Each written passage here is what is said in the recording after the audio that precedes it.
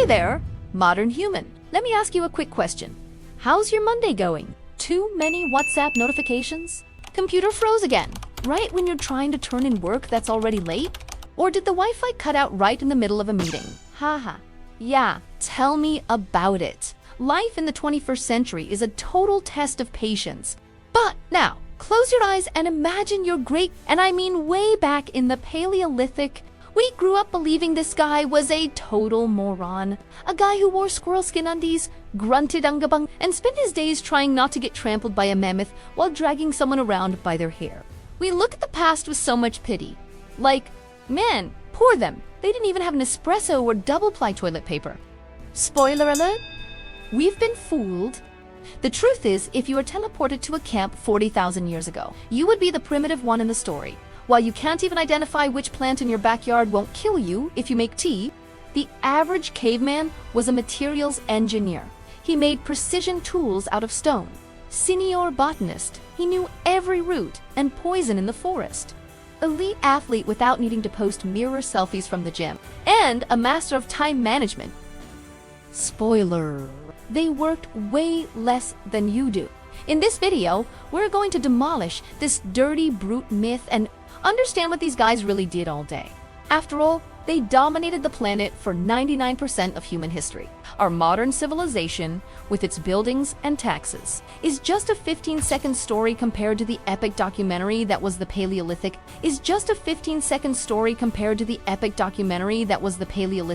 So, let's do this. If we close our eyes and think of a caveman, the image that comes to mind is almost always the same.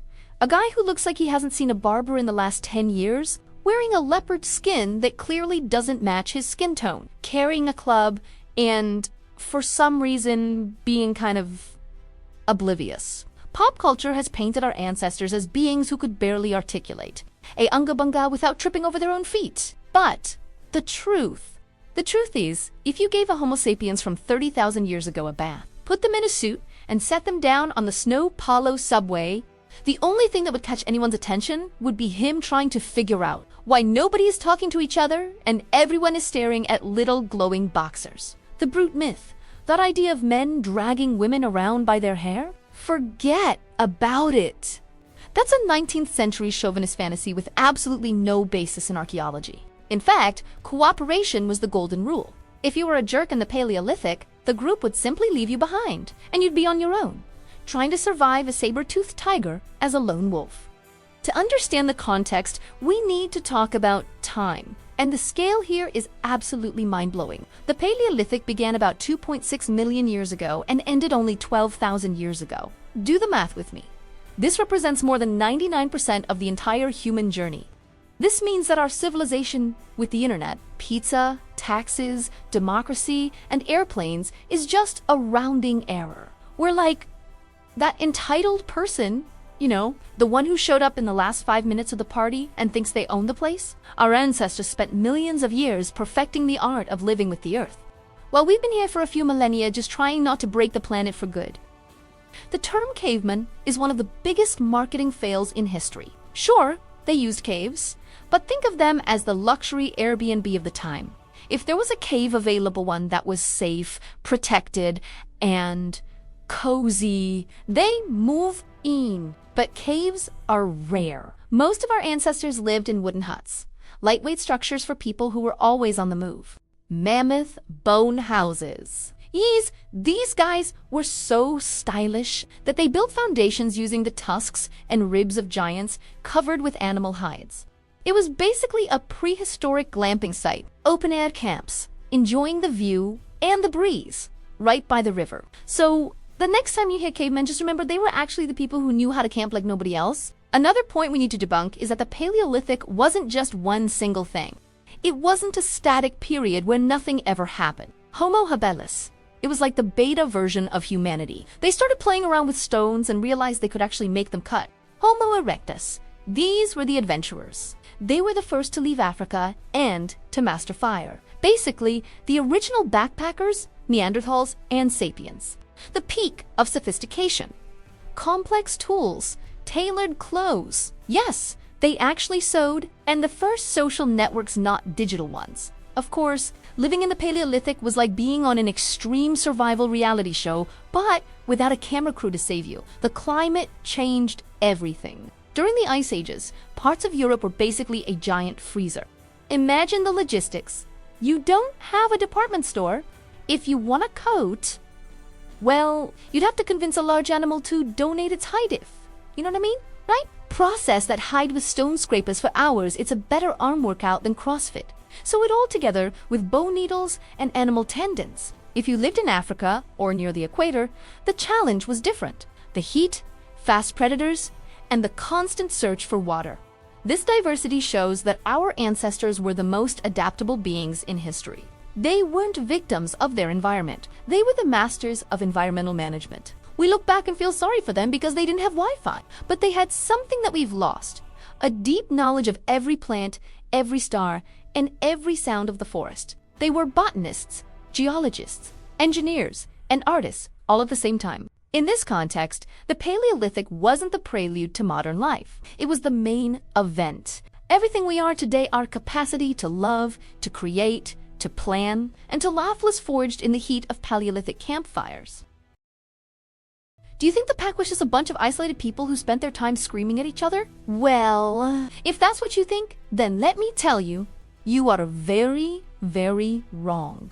To give you a better idea, the pack was like the ultimate WhatsApp group. It was about 20 or 30 people who knew absolutely everything about each other, who snored the loudest, who was the best storyteller, who always forgot to help carry the firewood.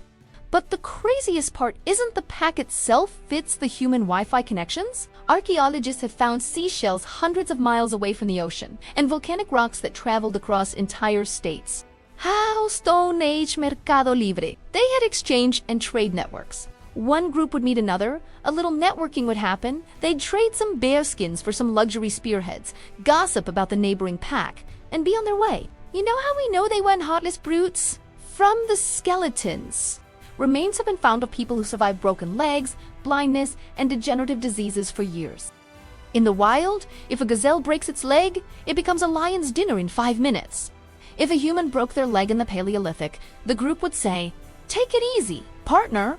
Sit tight, we're going to take care of you, feed you, and change your bandages until you get better." That is empathy. The foundation of civilization wasn't the wheel or the building, it was the fact that we didn't leave anyone behind. They cared for the elderly and the sick with a level of dedication that would put many modern health insurance plans to shame. Now, let's talk about art. Forget the idea that cave paintings were just scribbles. The Upper Paleolithic crowd were the original ochre and charcoal influencers. When you walk into a cave like Lascaux or Altamira, you don't see static drawings. They used the natural curves of the cave walls to give the animals volume. As the torchlight flickered across the wall, it looked like the bison and horses were moving. They invented cinema and 3D before they even had a comfortable chair. And it wasn't just art for art's sake.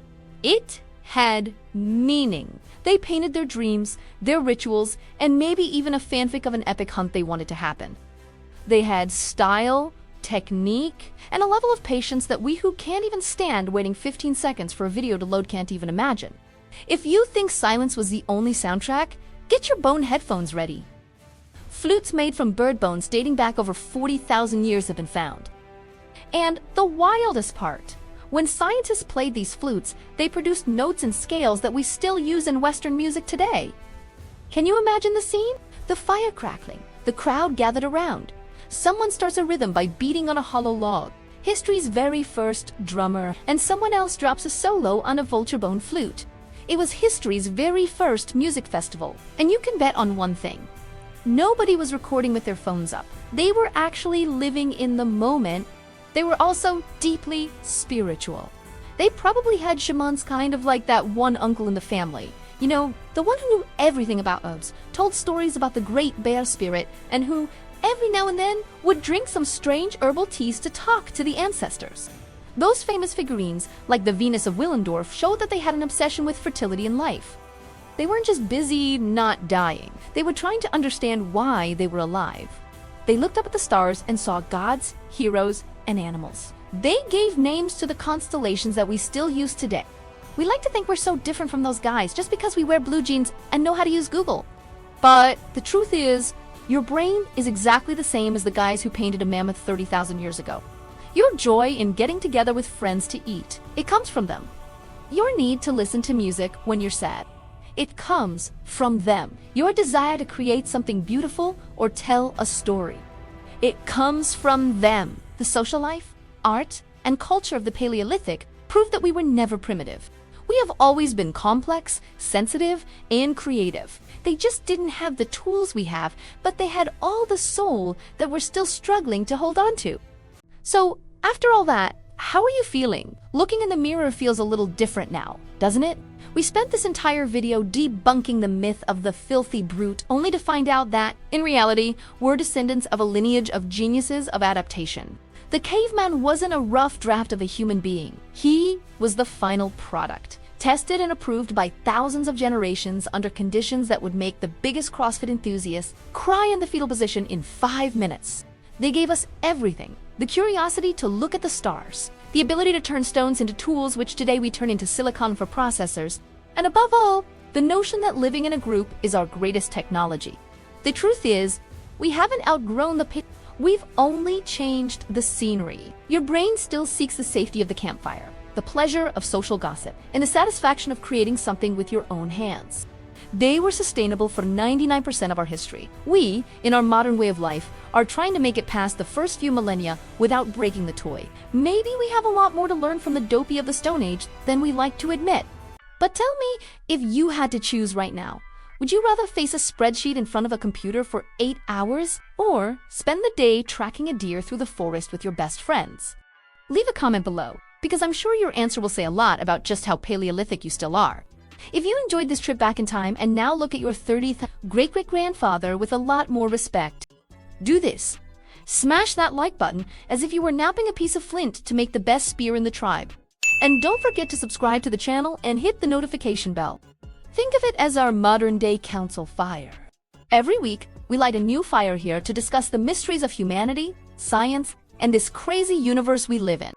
If you don't subscribe, the algorithm will lose you in the forest. And, well, you know what happens to those who get isolated from the pack, right?